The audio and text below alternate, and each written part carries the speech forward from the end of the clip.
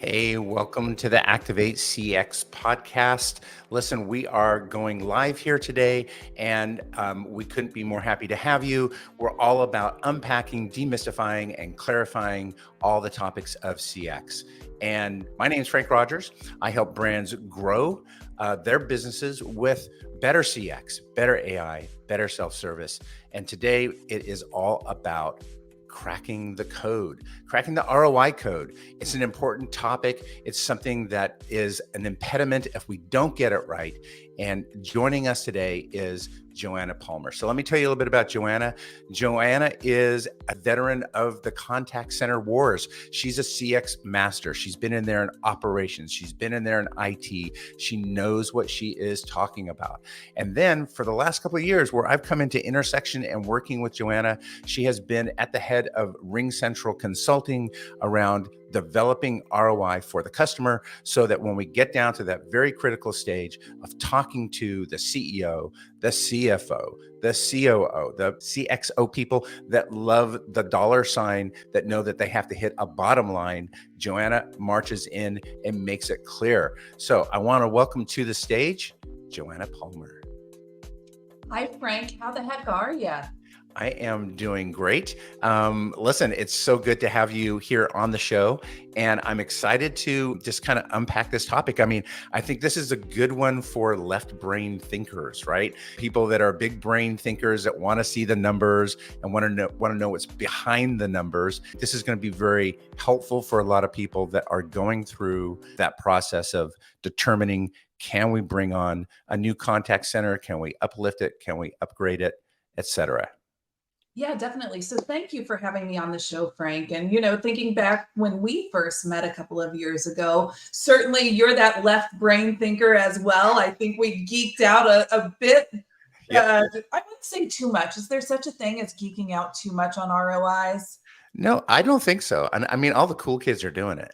Right. So let's have more cool kids do some ROIs today. Absolutely. And maybe what we can do is, I would love to know, we all get to a particular place where, we're talking about this subject and you're actually really, really good at it. People can talk about return on investment and they can speak in specific generalities, but they can't get down to the brass tacks of it. I just want to know, why do you know so much about this? Like, why, how did that happen? You just didn't fall out of a tree and come to enlightenment. What was your path to understanding ROI? Well, it's interesting.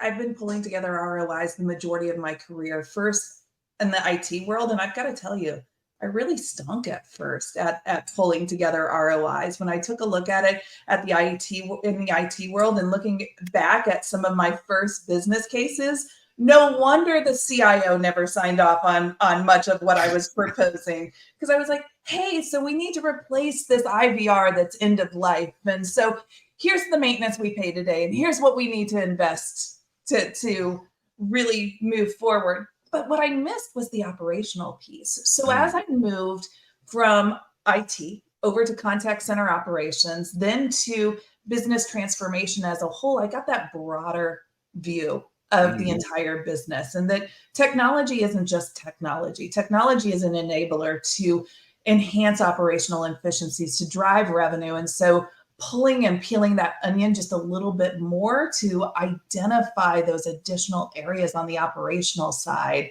is really key to any ROI. The other piece that I think is absolutely critical is to take a look at this year over year.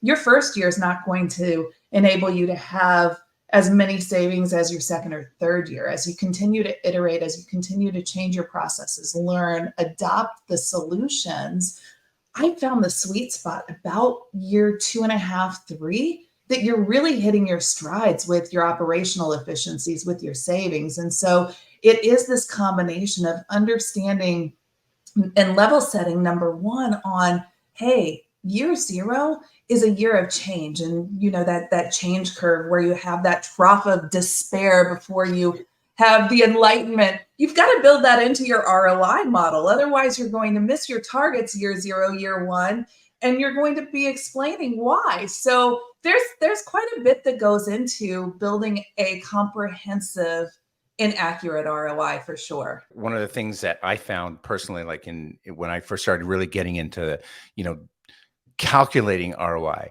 was that when you present it to people that have been in the contact center, they have dealt with the difficult customer, the difficult employee, and they've had highs and lows. And so they can recognize something that just doesn't smell right, doesn't sound right, really quickly. And because they have such little time, they communicate it back to you really quickly. And so I think you learn to have that inner discernment as well, don't you? I mean, because you had that experience in the contact center, I would imagine that was massively instrumental in you being able to look at that and go, that doesn't look right. Absolutely. And, as I take a look at ROIs, the last thing I want to do is overpromise or overproject ROIs. I will sit there and build in as much contingency as I can in ROIs, because what I want at the end of the day is those contact center leaders, especially the salty ones, to be able to overachieve their numbers. And so it is, let's under promise, over deliver at the end of the day.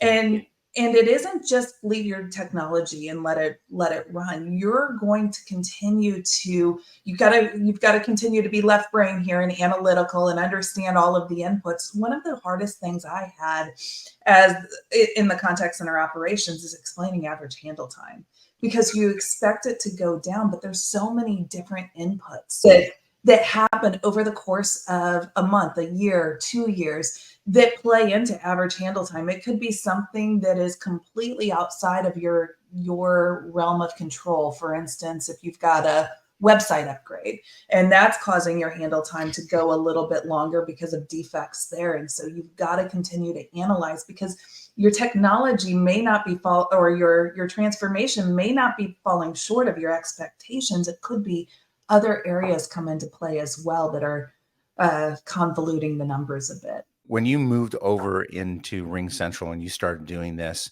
kind of on a regular, I would imagine that you probably took construct and methods and worksheets that you had created. You had to take them to another level. You had to really match them to the operations, to the product, to all the KPIs. You've got to be able to say, where am I moving the dial on each one of these things? Was that important for you to build out those critical frameworks?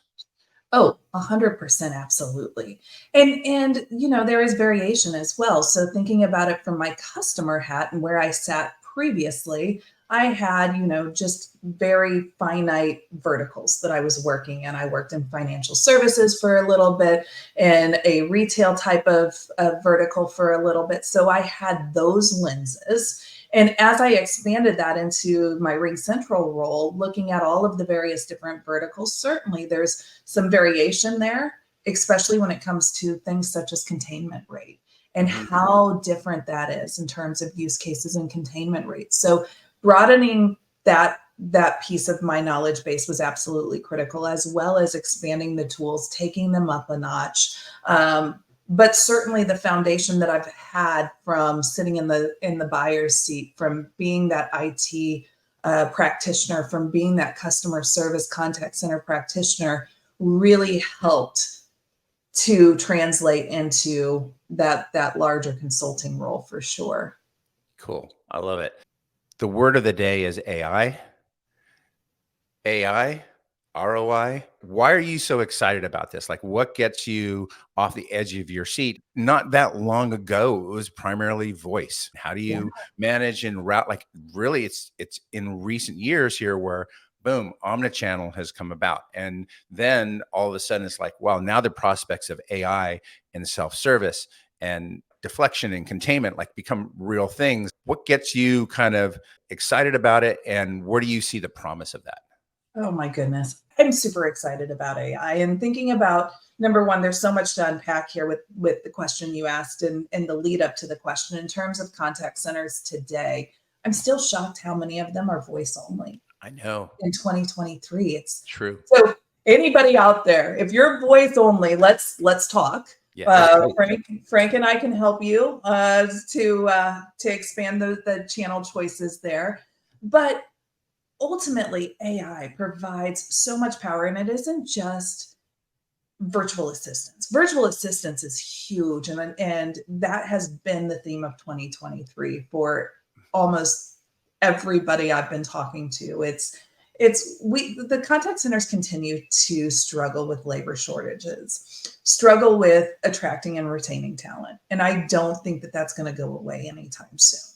No. So as contact centers are looking at how do we attract and retain talent, or better yet, the better question is, how do we handle all of the contact volume that we receive into our contact center?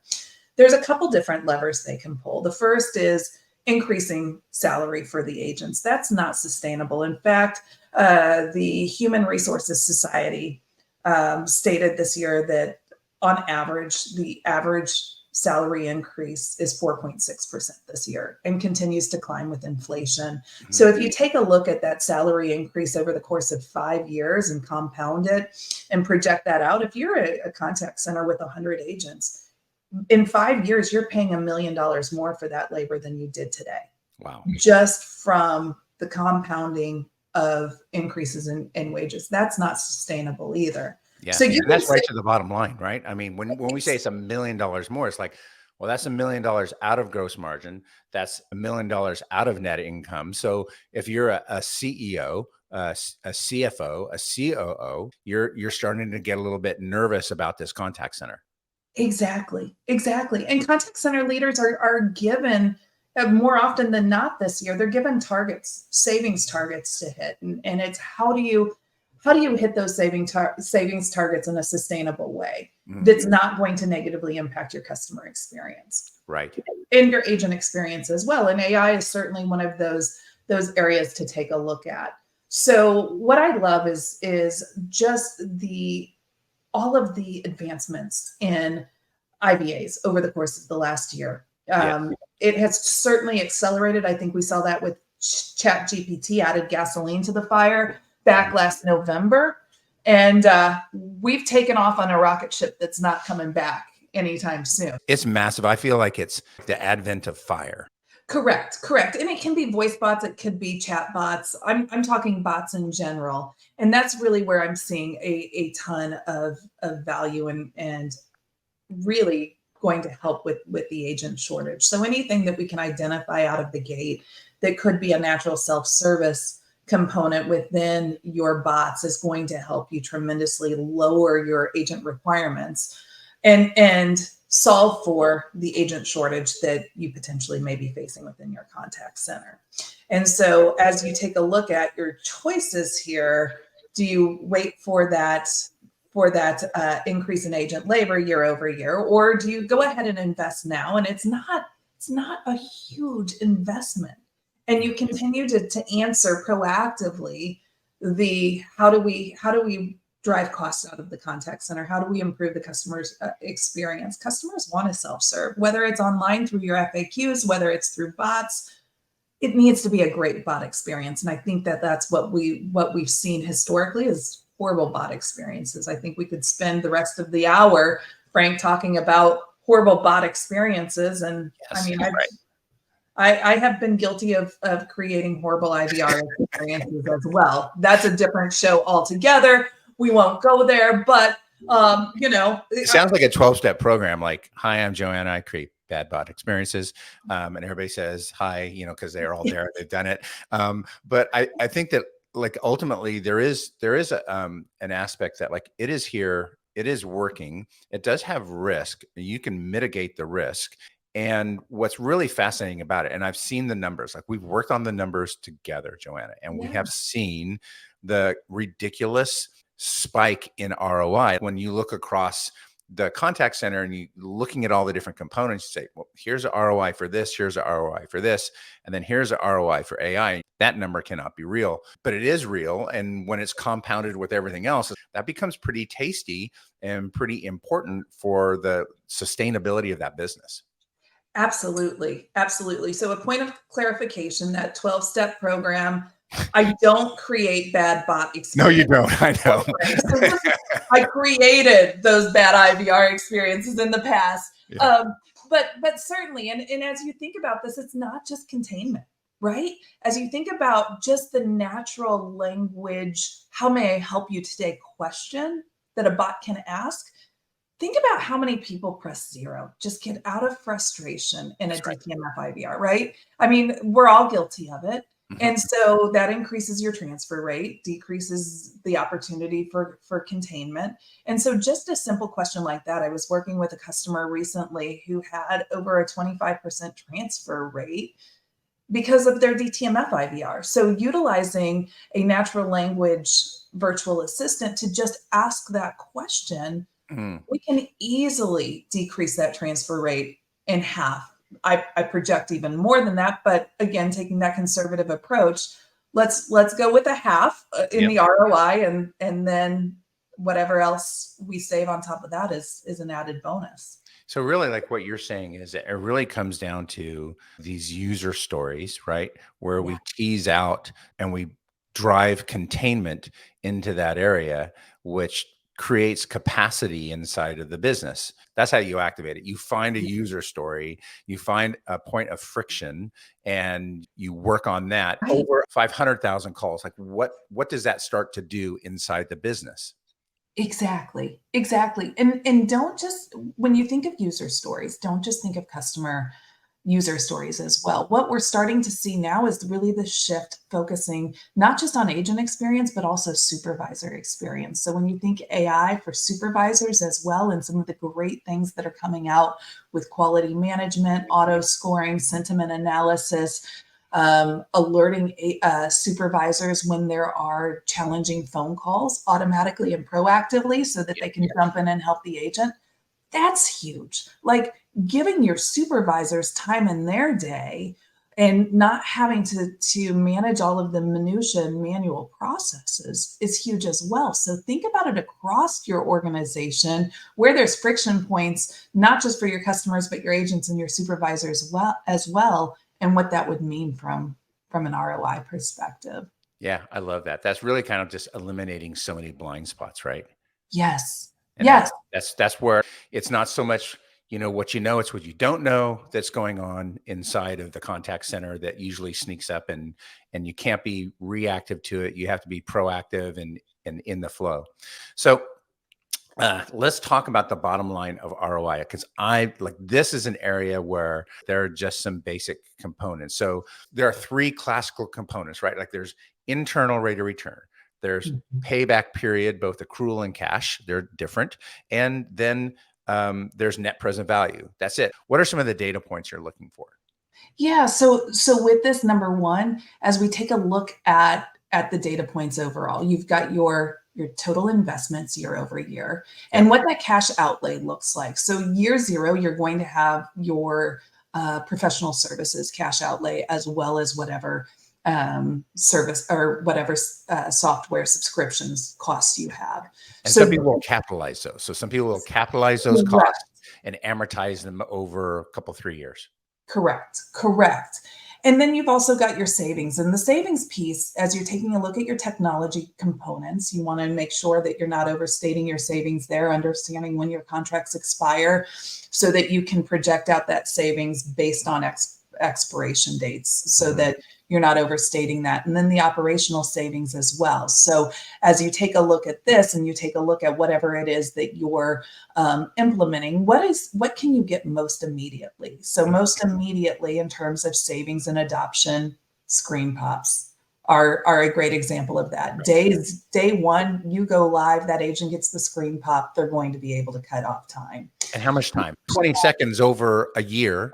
Over a year, Yep. over, 1 million calls or however many calls that your contact center takes, that's significant. It's huge.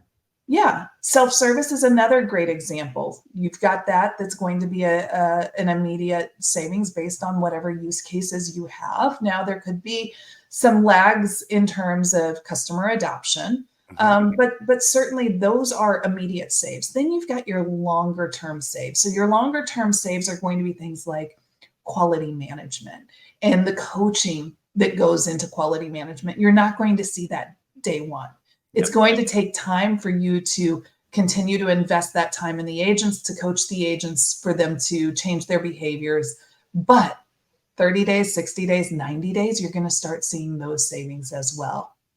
Any sort of interaction analytics is another great example. It's not a day one savings, but it's going to be 60, 90 days out. You're going to start seeing savings there. So understanding when you start seeing those savings is absolutely critical as well. And that's all going to feed into the internal rate of return, the net present value. And one of the things that I really focus on is that year zero. And I know, in working with my CFOs in the past, certainly they want the payback just as quickly as they can. So the time to payback is absolutely critical. Anytime we can get that year zero into a neutral or a positive state is a very, very strong, solid business case. It doesn't happen all the time, especially depending on how large that transformation is. But there are times, especially in the SaaS world, where we can get that to a neutral or positive state in year zero. Yep. Based on what we're seeing. So in some respects here, we're trying to smash attrition rate. Let's see if we can compress average handle time. Let's see if we can move things over into a bot. We look at containment and then what that's going to take out of the queue for human agents. So, and I guess as we do each one of those things, we need to know, well, how much does it cost per person, right?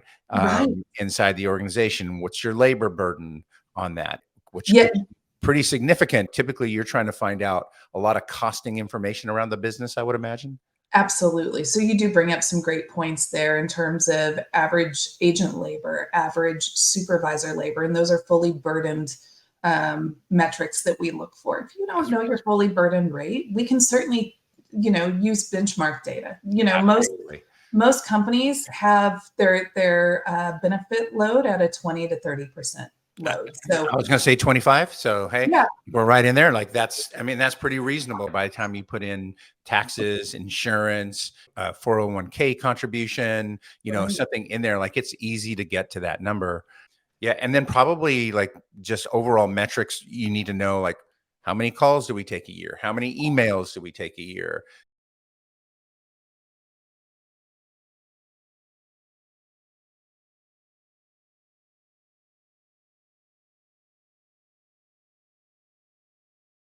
If we don't do chat, like how many visitors do we get to the website? Like all those types of things. Yes, absolutely. So those are all metrics that we take a look at, as well as average handle time, what that looks like today.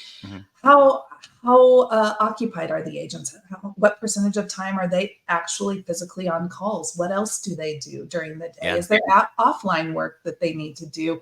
And is that something that we could automate or take a look at as well? So the discovery process within an ROI is pretty intensive. It's not just what is your cost for your telecom invoices today and your maintenance contracts. It's let's get into the brass tacks of what you're spending in your contact center and how you're spending it. How many quality analysts do you have today? How many calls do they monitor, and what does that feedback loop look like? What's your workforce management process today? How do you staff and forecast? What does that look like today? Are you measuring adherence to the schedules, and what does that look like? Because all of these inputs are going to help us get to the outputs of how much improvement we can offer. And in terms of contact center maturity, everybody's on different varying levels of maturity within their contact center. So if you're a very mature contact center organization, there's still areas to improve on, but that ROI is going to look very different than somebody who is a laggard in the maturity level. That's a great point. So you mentioned staffing, forecasting. Is labor arbitrage a dirty word? Like, I feel like sometimes when I bring it up, people kind of look at me like, all right, where are you going with this? It's a composite of two words that are fairly innocuous and not very, contentious. But when put together, labor and arbitrage, people get a little bit nervous. And in the contact center, you're constantly struggling to get better. It's like, there's never of like, hey, we're great. It's always a struggle, but like these people become your family, and labor arbitrage has connotations that are nasty. I want to kind of talk about it because this is a little nugget of strategy that can be something that is very positive for the business. and positive for the people in the business. So not just the business for the customer, but for the people in the business. Absolutely. And I don't think labor arbitrage should be a dirty word as we think about where we are with just the overall macroeconomic conditions today. We've got more people leaving the workforce than entering the workforce. So True. with the boomers continuing to leave, and it's interesting. I was thinking about this even last night, just in terms of, the pandemic definitely threw us a curveball. Yes. And so I think we've attributed a lot of labor shortages to the pandemic, but I'm not sure that that's the root cause. I mean, certainly there were some people that left the workforce then, but at the same time, boomers were retiring and they continue to retire. And so but there's still part of the population that needs to be served. And so we've got this more population that needs to be served than are within the workforce today. And so we've got to do something. Right. And so I think it's important as we think about alternate words to labor arbitrage. If labor arbitrage is a dirty word, I mean, it's career pathing, right? It's this growth mindset of continue to level up. That's right.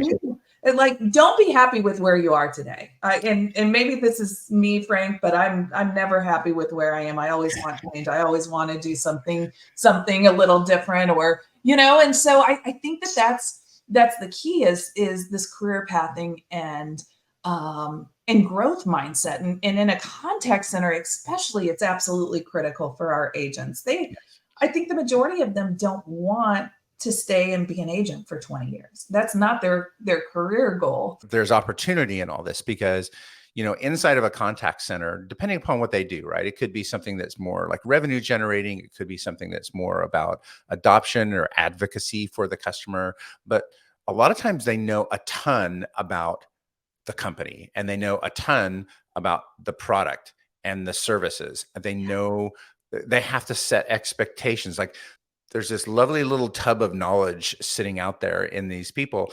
And yet inside the business, people are saying, we don't have enough people on the business development side, or like, we don't have enough people in our professional services group. Like, their budgets are damped down. Right.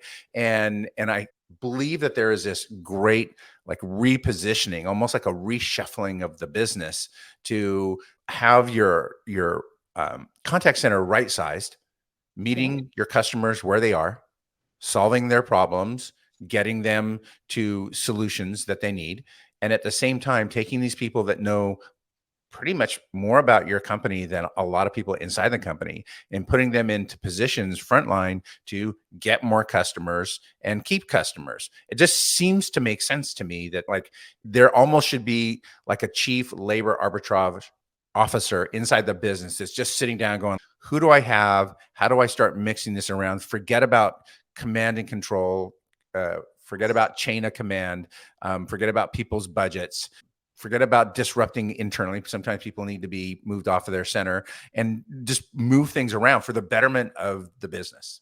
Yes, completely agree. Completely agree.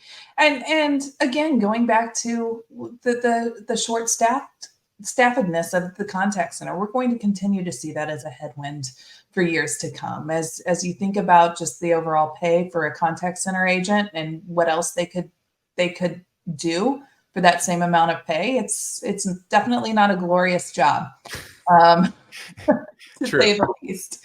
So if you're able to do something else and not deal with the emotions of customer support and some of the drain and grind, certainly people look at that. So I think, automation is here to stay with that. We're going to see shrinkage, like you mentioned, in the contact center, but these are valuable folks for sure. And they do have a wealth of knowledge to share across the business. So I think that there's some great opportunity here. And I think that I really like your idea of having that labor arbitrage role within the organization.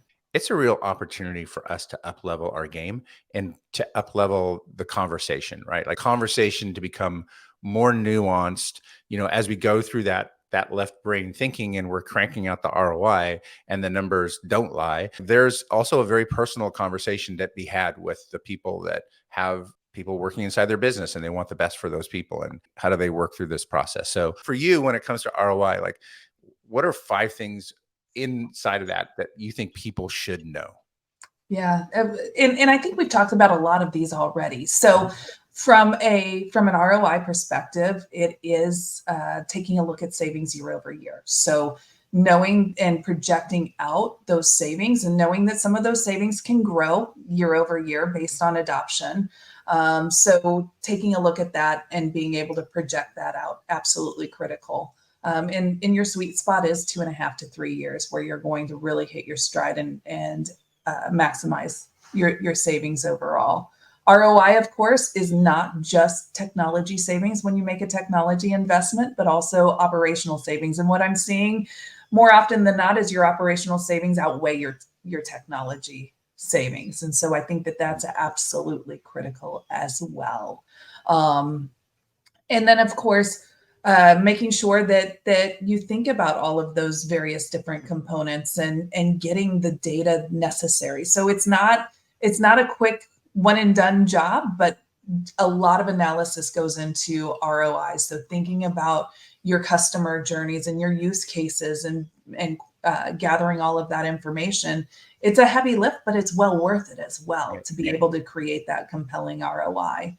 And then from a CFO perspective and their love language, certainly net present value, internal rate of return, what that cash outlay looks like is critical. The time to pay back, certainly they take a look at that and want that as low as possible. So those are the big ones in terms of ROI. And don't be scared. Don't be scared of really projecting out the ROI and the savings on the operations side. I know that there are people that steer away from that or step back from that, and soft costs is not a dirty word. And as I talk to various different stakeholders, a lot of times they say, I just want to look at hard costs, just hard costs and not soft costs. But soft costs is really where you're spending the majority of your money today, more than likely, with labor, and those are real costs. And so, ideally, I'd like to get rid of the term soft costs. I mean, it's still a cost to the business. And so anything you can do to drive out that cost is going to be a huge benefit to the business. And it is real dollars at the end of the day. There can be some real revenue generating opportunities inside of this. So if you have a contact center team that maybe is involved with getting people through important conversion cycles up front, maybe they're in the activation part where maybe you're getting people to come in and subscribe to something, and now people reach out and they get them over that hump. Or perhaps, it has to do with upsell or cross-sell or renewal or who knows what. But there's a revenue side to the contact center that a lot of times people don't talk about. And one of the things that I think is changing tremendously is the IT budget is shifting to the CMO. And as the IT budget shifts to the CMO, who is sitting really closer to the CEO than the CIO, and the CMO is talking everything about what matters most to the CEO. Let's get customers, let's keep customers, let's make sure we have lifetime value. What's our lifetime value with that customer, lifetime customer value? And so now the contact center isn't this cost center, it's a profit center, it's a business sustainability center. And so I think those things are really, really important. And I think that's part of the big change, the paradigm shift, AI, but also the budget shift, putting it in the context of the customer for the CMO. It's harder today to get more customers than it was 5 years ago or 3 years ago. And it costs more to get a customer than it did. And it certainly costs more to a customer than it is to keep one. And so how do you manage, like we talk about agent attrition, like what about, customer churn and the impact that that's having? Like, I think that can be a powerful component of what we build into ROI. 100% agree with you, Frank. And, customer success, customer retention is the new customer acquisition for sure. It is Sure. so expensive to acquire customers, and if you're able to retain your customers and continue to sell and to them and have them the lifetime customer, then that's definitely a win. But I do like what you said in terms of revenue, and some of the most impactful ROIs that I have done have been revenue growth ROIs. And so as you take a look at your business upstream and downstream of the contact center, how are you impacting the revenue stream upstream and downstream? I worked with the CEO on one of these business cases where they were struggling with making appointments, and then those appointments showing up. If those appointments showed up, they knew that they would on average get $1,400 worth of revenue for those Mm, appointment show rates. So what could we do within the contact center to increase that appointment show rate to drive additional revenue? So those are the sorts of things to think about as well. And just, again, there's so many levers to pull here within the contact center that impact the business end to end. What's next coming down the road for Joanna?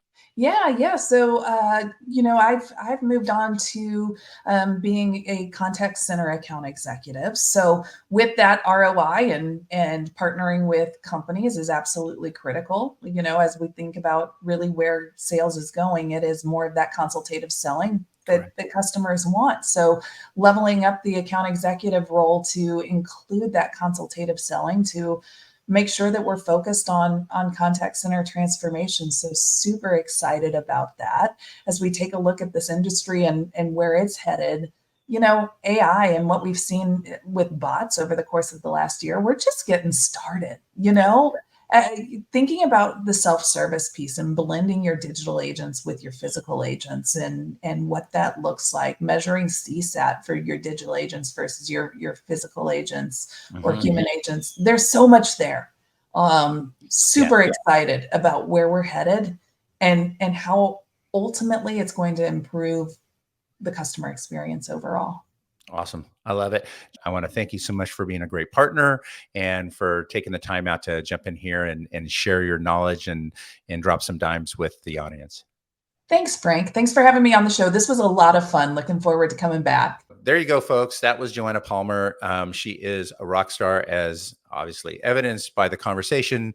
And from this, I really want you to understand that ROI is something that, like Joanna said, is something you need to address. Don't be afraid of going down that path of grinding through the numbers, of getting the outcomes. Because what you may find is this will be the greatest tool that you have to be able to first self-assess, know that you are doing the right thing, right? And so you have that discernment, but then also too, that now you have a basis for communicating with those people that are going to pull the trigger on your project. So your CEO, your CFO, your CMO, your COO, these people who are looking at this and saying that, yes, let's do this. Let's get this into the budget. Maybe it's a budget committee. So there's lots of ways to articulate it. There's lots of ways to quantify it, but all in all, it comes out to three primary measures and an analysis that everybody at the table can understand and nod their head to, especially when you add on all the qualitative stuff, all the good that you're going to do for the customer, the better life that you're going to make for the employees, all these things. It's good stuff. Thanks for joining. Thanks for watching all the way to the end. Go ahead and smash like and subscribe down below, and we will see you next time. Remember, folks, if you want to be successful, let's go get it.